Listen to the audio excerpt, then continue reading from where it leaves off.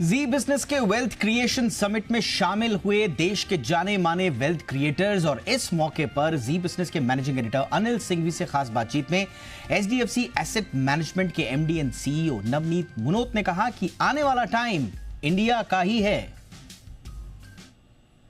मुझे लगता है कि अगले 100-150 सालों तक वापस हमें वही समय देखने को मिलेगा जब हम भारत विश्व की सबसे बड़ी अर्थव्यवस्था में, विश्व के सबसे बड़े पूंजी बाजारों में रहेगा। जब अभी पिछले हफ्ते ही जैसा नीति आयोग ने कहा कि हम चौथी सबसे बड़ी अर्थव्यवस्था बन गए हैं, $4 ट्रिलियन से ऊपर की इकोनॉमी हो गई है,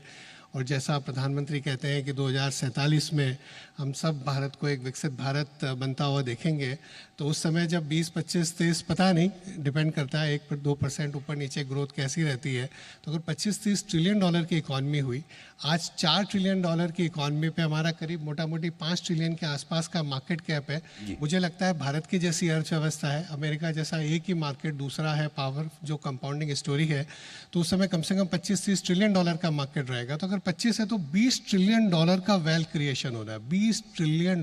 का वेल्थ क्रिएशन। अभी जो 22 साल में हो, 25 साल में हो, 2 साल आगे अभी से 5 गुना और होगा। तो आप सोचो अभी इतना पैसा और बनना है।